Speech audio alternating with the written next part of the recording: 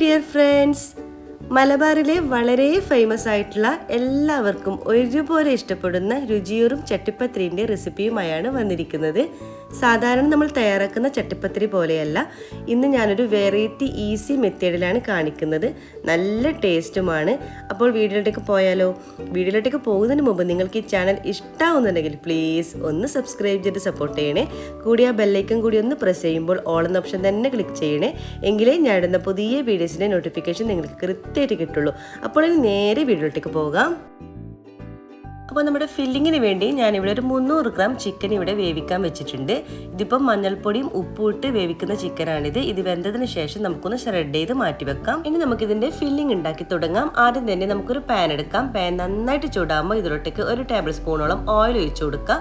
പിന്നെ നമ്മൾ ഇതിലോട്ടേക്ക് ചേർത്ത് കൊടുക്കുന്നത് 4 പച്ചമുളക് ചെറുതായിട്ട് അരിഞ്ഞത് ചേർത്ത് കൊടുക്കാം. പിന്നെ കൂടെ തന്നെ 2 അല്ലി വെളുത്തുള്ളിയും ചെറിയൊരു പീസ് ഇഞ്ചിയും ഫ്രഷ് ആയിട്ടുള്ള കറിവേപ്പില അരിഞ്ഞതും കൂടി ചേർത്ത് കൊടുക്കാം. എന്നിട്ട് എല്ലാം കൂടി ഒന്ന് നന്നായിട്ടൊന്ന് വഴറ്റിയെടുക്കാം. പച്ചമുളകും വെളുത്തുള്ളി ഇഞ്ചിയൊക്കെ ഒന്ന് മൂത്ത് വരുമ്പോൾ പിന്നെ നമ്മൾ ഇതിലോട്ടേക്ക് ചേർത്ത് കൊടുക്കുന്നത് 4 സവാളയാണ്. ഞാനിപ്പോൾ ഒരു വലിയ 4 സവാള എടുത്തിട്ടുണ്ട്. അത് നന്നായിട്ട് കൊത്തി അരിഞ്ഞത് കൂടി ചേർത്ത് കൊടുക്കാം. ആവശ്യത്തിനുള്ള ഉപ്പ് കൂടി ചേർത്ത് കൊടുക്കാം. എന്നിട്ട് നന്നായിട്ടൊന്ന് വഴറ്റിയെടുക്കാം. നമ്മുടെ സവാളൻ്റെ കളർ ഒന്ന് ചേഞ്ചായി വരണം. അതുവരെ നന്നായിട്ട് തന്നെ മിക്സ് ആക്കി കൊടുക്കാം. സവാള ഒന്ന് കളർ ചേഞ്ച് ആയിട്ട് വരുമ്പോൾ ഇതിലോട്ടേക്ക് നമുക്ക് ലോ ഫ്ലെയിമിലാക്കിയിട്ട് പൊടികളൊക്കെ ചേർത്ത് കൊടുക്കാം. ആദ്യം തന്നെ 1/2 ടീസ്പൂൺ ചിക്കൻ മസാല ചേർത്ത് കൊടുക്കാം. 1/2 ടീസ്പൂൺ മഞ്ഞൾപ്പൊടി ചേർത്ത് കൊടുക്കാം. 1 ടീസ്പൂൺ മുളക് പൊടി ചേർത്ത് കൊടുക്കാം. 1/2 ടീസ്പൂൺ ഗരം മസാല പൊടി ചേർത്ത് കൊടുക്കാം. പൊടികളൊക്കെ ചേർത്തതിന് ശേഷം നല്ലവണ്ണം ഒന്ന് മിക്സ് ആക്കി കൊടുക്കുക. 1-2 മിനിറ്റോളം തന്നെ വഴറ്റി കൊടുക്കുക. ആ പൊടികളുടെയൊക്കെ ആ ഒരു പച്ചമണം ഒന്ന് മാറി വരണം. അതിനുശേഷം നന്നായിട്ടൊന്ന് വഴറ്റി കൊടുക്കുക. 1 മിനിറ്റോളം നന്നായിട്ട് തന്നെ വഴറ്റി കൊടുക്കുക. ഇനി നമുക്ക് ഇതിലോട്ടേക്ക് നമ്മൾ നേരത്തെ വേവിച്ചിട്ട് ഷ്രെഡ് ചെയ്ത് മാറ്റി വെച്ചിട്ടുള്ള നമ്മുടെ ചിക്കൻ ചേർത്ത് കൊടുക്കാം. മുഴുവൻ ചിക്കനും ഞാനിവിടെ ചേർത്ത് കൊടുക്കുന്നുണ്ട്. എന്നിട്ട് നല്ലവണ്ണം തന്നെ ഒന്ന് മിക്സ് ആക്കി കൊടുക്കുക. നമ്മുടെ ചിക്കനും നമ്മുടെ സവാളയൊക്കെ കൂടി നല്ലവണ്ണം തന്നെ മിക്സ് ആയിട്ട് വരും. അതുവരെ നന്നായിട്ട് 1 മിനിറ്റോളം നന്നായിട്ട് വഴറ്റി കൊടുക്കുക. അപ്പോൾ നമ്മൾ ഈ ഒരു ചട്ടിപ്പത്തിരി ചിക്കൻ വെച്ചിട്ടാണ് നമ്മൾ ചെയ്യുന്നത്. പൊതുവേ ചട്ടിപ്പത്തിരി ചിക്കൻ വെച്ച് മാത്രമല്ല, ബീഫ് വെച്ചിട്ടും ചെമ്മീൻ വെച്ചിട്ടും മുട്ട വെച്ചിട്ട് നമ്മൾ ചെയ്യാറുണ്ട്. ഏത് വെച്ചിട്ട് നിങ്ങൾ ചെയ്യുമ്പോഴും സെയിം മെത്തേഡിൽ തന്നെ, ഇതേ സെയിം മെത്തേഡിൽ തന്നെ ചെയ്താൽ മതി. ഞാനിവിടെ ചിക്കനും മുട്ടയും വെച്ചിട്ടാണ് ചെയ്യുന്നത്. അപ്പോൾ 1 മിനിറ്റോളം നന്നായിട്ട് എല്ലാം കൂടി നല്ല വണ്ണത്തിലൊന്ന് മിക്സ് ആക്കി കൊടുക്കുക. അപ്പോൾ നമ്മുടെ ഫില്ലിംഗ് ഇവിടെ റെഡി ആയിട്ടുണ്ട്. നമുക്കിനി സ്റ്റവ് ഓഫ് ആക്കാം. ഇനി നമ്മുടെ ചട്ടിപ്പത്തിരിൻ്റെ ദോശമാവ് റെഡിയാക്കാൻ വേണ്ടി നമുക്കൊരു മിക്സിയുടെ ജാർ എടുക്കാം. അതിലോട്ടേക്ക് 2 കപ്പ് മൈദ ചേർത്ത് കൊടുക്കാം. ഞാനിപ്പോൾ 250 ml 2 കപ്പ് മൈദയാണ് ഞാൻ ചേർത്ത് കൊടുക്കുന്നത്. അപ്പോൾ നമ്മൾ പൊതുവേ ചട്ടിപ്പത്തിരി നമ്മൾ തയ്യാറാക്കുന്നത് നമ്മൾ മൈദ മാവ് കുഴച്ചിട്ട് ചപ്പാത്തി പോലെ പരത്തിയിട്ടൊക്കെയാണ് നമ്മൾ തയ്യാറാക്കുന്നത്. അപ്പോൾ കുറച്ച് നമുക്കൊരു പണിയാണ്. അപ്പോൾ നമ്മൾ ഇങ്ങനെ തയ്യാറാക്കണമെങ്കിൽ ഒരു ഈസി മെത്തേഡിൽ നമുക്ക് ചെയ്യാൻ പറ്റും. വളരെ സിമ്പിളായിട്ട് തയ്യാറാക്കാനും പറ്റും. നമ്മൾ ആ ഒരു പരത്തുന്ന മടിക്ക് നമ്മൾ ചട്ടിപ്പത്തിരി നമ്മൾ തയ്യാറാക്കാൻ പൊതുവെ മടി കാണിക്കും. അപ്പോൾ ഈസി മെത്തേഡിലാണ് ഞാനിപ്പോൾ കാണിക്കുന്നത്. ഇനി ഇതിന് ആവശ്യമായിട്ടുള്ള ഉപ്പ് കൂടി ചേർക്കാം. പിന്നെ നമ്മൾ ഇതിലോട്ടേക്ക് ചേർത്ത് കൊടുക്കുന്നത് മുട്ടയാണ്. ഒരു മുട്ട കൂടി ചേർത്ത് കൊടുക്കാം. പിന്നെ നമ്മളിതിൽ അരക്കാൻ ആവശ്യമായിട്ടുള്ള വെള്ളം ചേർത്ത് കൊടുക്കുക. അപ്പോൾ നമ്മൾ വെള്ളം ചേർക്കുമ്പോൾ ആദ്യം തന്നെ വെള്ളം കൂടുതൽ ചേർത്ത് കൊടുക്കണ്ട, കുറച്ച് ചേർത്ത് കൊടുത്തതിന് ശേഷം നമുക്ക് അരച്ചെടുക്കാം. അപ്പോൾ ഇതെല്ലാം കൂടി നമുക്ക് നന്നായിട്ടൊന്ന് ബ്ലെൻഡ് ചെയ്തെടുക്കാം.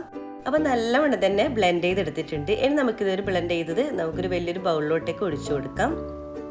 അപ്പോൾ ഞാനിവിടെ ഇതുപോലെ മിക്സിയിൽ തന്നെ ബ്ലെൻഡ് ചെയ്യണം നിർബന്ധമൊന്നുമില്ല. നിങ്ങൾക്ക് വേണമെങ്കിൽ ഒരു ബൗളിലോട്ടേക്ക് മൈദയും മുട്ടയും ഉപ്പും കൂടി ചേർത്തിട്ട് നന്നായിട്ട് കട്ടകളൊന്നും ഇല്ലാതെ തന്നെ നമുക്കിതുപോലെ മിക്സാക്കി എടുത്താലും മതി.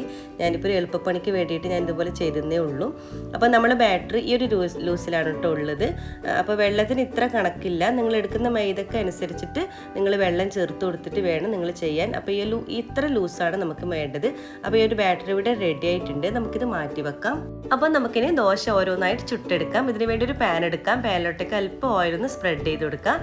അതിന് ശേഷം നമുക്ക് ഒരു തവി മാവ് ഇതിലോട്ടേക്ക് ഒഴിച്ചു കൊടുക്കാം. എന്നിട്ട് നന്നായിട്ടൊന്ന് ചുറ്റിച്ചു കൊടുക്കാം.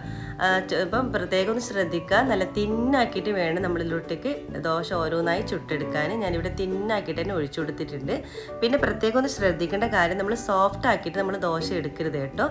കുറച്ച് ഹാർഡാക്കിയിട്ട് വേണം നമ്മൾ എടുക്കാൻ. നമ്മൾ മുട്ടയിലും കൂടി ഡിപ്പ് ചെയ്ത് എടുക്കുന്നുണ്ട്. അപ്പോൾ നല്ലവണ്ണം തന്നെ സോഫ്റ്റായി പോകും. അപ്പോൾ അതുകൊണ്ട് നമ്മൾ കുറച്ച് ഹാർഡാക്കിയിട്ട് വേണം നമ്മൾ എടുക്കാൻ.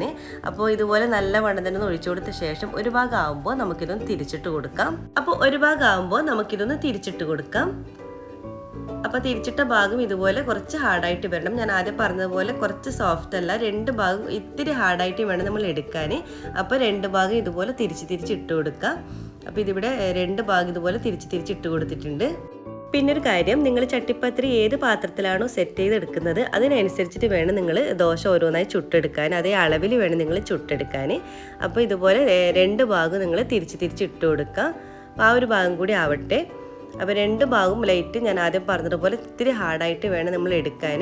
ഇതുപോലെ തിരിച്ച് ഇട്ട് കൊടുക്കാം. അപ്പോൾ ഇതിവിടെ ഏകദേശം റെഡി ആയിട്ടുണ്ട്. നമുക്കിതുപോലെ കുറച്ച് ഹാർഡാക്കിയിട്ട് തന്നെ എടുക്കണം. നമുക്കിനി ഒരു പ്ലേറ്റിലോട്ടേക്ക് മാറ്റാം. ഇതുപോലെ ബാക്കിയെല്ലാം തന്നെ ചെയ്തെടുക്കാം.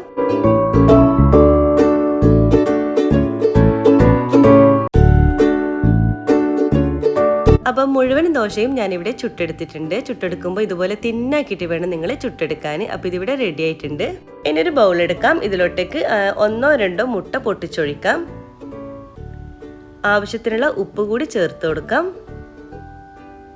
പിന്നെ 1/2 ടീസ്പൂൺ കുരുമുളക് പൊടി ചേർത്ത് കൊടുക്കാം. 1/4 കപ്പ് പാല് കൂടി ചേർത്ത് കൊടുക്കുന്നുണ്ട്. എന്നിട്ട് എല്ലാം കൂടി നല്ലവണ്ണം തന്നെ ഒന്ന് മിക്സ് ആക്കി കൊടുക്കാം. ഇതിലോട്ടേക്ക് കുറച്ച് ഫ്രഷ് ആയിട്ടുള്ള കുറച്ച് മല്ലിയില കൂടി ചേർത്ത് കൊടുക്കാം. എന്നിട്ട് നന്നായിട്ടൊന്ന് മിക്സ് ആക്കി കൊടുക്കാം. അപ്പോൾ നമ്മുടെ മുട്ടൻ്റെ മിക്സ് ഇവിടെ റെഡി ആയിട്ടുണ്ട്. പിന്നെ ഞാനിപ്പോൾ ഒരു മുട്ട പുഴുങ്ങിയിട്ട് വട്ടത്തിൽ ഇതുപോലെ കട്ട് ചെയ്ത് മാറ്റി വെച്ചിട്ടുണ്ട്. ഇപ്പോൾ നമ്മൾ തയ്യാറാക്കിയ ദോശയും ഇവിടെ റെഡി ആയിട്ടുണ്ട്. ഇതെങ്ങനെ സെറ്റ് ചെയ്ത് നോക്കാം.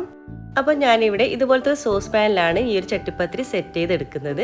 അപ്പോൾ ആദ്യം തന്നെ നമ്മൾ ഈ ഒരു സോസ് പാനിൻ്റെ എല്ലാ ഭാഗത്തോട്ടേക്കൊന്ന് ഓയിലൊന്ന് സ്പ്രെഡ് ചെയ്ത് കൊടുക്കണം. അത് അടിക്ക് പിടിക്കാതിരിക്കാനും നമുക്ക് പെട്ടെന്ന് വിട്ട് വരാൻ വേണ്ടിയാണ് നമ്മളിതുപോലെ ഓയിലൊന്ന് സ്പ്രെഡ് ചെയ്ത് കൊടുക്കുന്നത്. ഇതുപോലെ എല്ലാ ഭാഗവും ഒന്ന് സ്പ്രെഡ് ചെയ്ത് കൊടുക്കുക.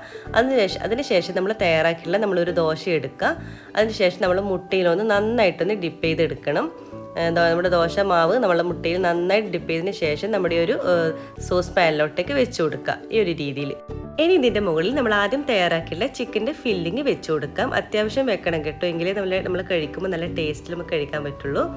അപ്പോൾ നമ്മൾ വെക്കുമ്പോൾ ഒന്ന് ശ്രദ്ധിക്കുക. ഇതിൻ്റെ സൈഡ് ഭാഗത്തോട്ടേക്ക് കൂടുതൽ വെച്ച് കൊടുക്കണ്ട.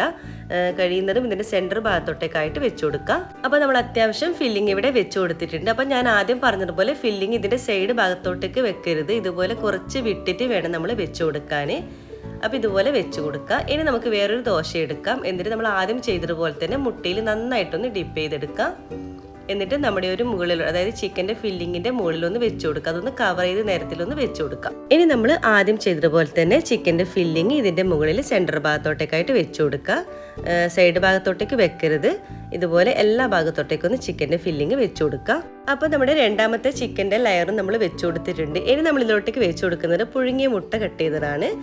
അത് ഇതിൻ്റെ മുകളിൽ വെച്ച് കൊടുക്കുക. അപ്പോൾ നമ്മുടെ രണ്ടാമത്തെ ലെയറിലാണ് നമ്മുടെ ഈ പുഴുങ്ങിയ മുട്ട വെച്ച് കൊടുക്കേണ്ടത്. നിങ്ങൾക്ക് എത്രത്തോളം വേണോ അത്രയും അനുസരിച്ച് വെച്ച് കൊടുക്കാം. അപ്പോൾ ഇതുപോലെ എല്ലാ ഭാഗത്തോട്ടേക്കും നമ്മുടെ പുഴുങ്ങിയ മുട്ട കട്ട് ചെയ്തതും കൂടി വെച്ച് കൊടുക്കാം.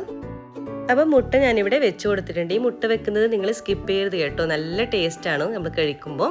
ഇനി നമ്മൾ സെയിം നമ്മൾ നേരത്തെ ചെയ്തതുപോലെ തന്നെ ഒരു ദോശ എടുക്കുക. എന്നിട്ട് നമ്മൾ മുട്ടയിൽ നന്നായിട്ടൊന്ന് ഡിപ്പ് ചെയ്തെടുക്കുക. എന്നിട്ട് ഇതിൻ്റെ മുകളിൽ വെച്ച് കൊടുക്കുക. നമ്മൾ ആ മുട്ടയൊന്ന് കവർ ചെയ്യുന്ന തരത്തിലൊന്ന് വെച്ച് കൊടുക്കുക. അതായത് നിങ്ങൾ വീഡിയോയിൽ കാണുന്ന പോലെ ഇതുപോലെ ഒന്ന് വെച്ച് കൊടുക്കുക. അപ്പം മുട്ട കവർ ചെയ്തതിന് ശേഷം നമുക്കിതിൻ്റെ മുകളിൽ നമ്മൾ ആദ്യം ചെയ്ത പോലെ തന്നെ ചിക്കൻ്റെ ഫില്ലിങ് വെച്ച് കവർ ചെയ്തെടുക്കാം. ഇതുപോലെ ലെയറായിട്ട് നമുക്ക് ചെയ്യാം. അപ്പോൾ നമ്മൾ രണ്ടാമത്തെ ലെയറിൽ മാത്രം മുട്ട വെച്ച് കൊടുക്കാം. അപ്പോൾ ഇതുപോലെ ഒന്ന് സെറ്റ് ചെയ്തെടുക്കാം. ഇനി ലാസ്റ്റത്തെ ചിക്കൻ്റെ ഫില്ലിങ്ങും കൂടി ഞാനിവിടെ വെച്ച് കൊടുത്തിട്ടുണ്ട്. ഇനി നമുക്ക് ലാസ്റ്റ് ദോശയും കൂടി നമുക്ക് മുട്ടയിൽ നന്നായിട്ടൊന്ന് ഡിപ്പ് ചെയ്തതിന് ശേഷം ഇതിൻ്റെ മുകളിലൊന്ന് വെച്ച് കൊടുക്കാം. ഇതുപോലെ നന്നായിട്ടൊന്ന് കവർ ചെയ്തെടുക്കാം.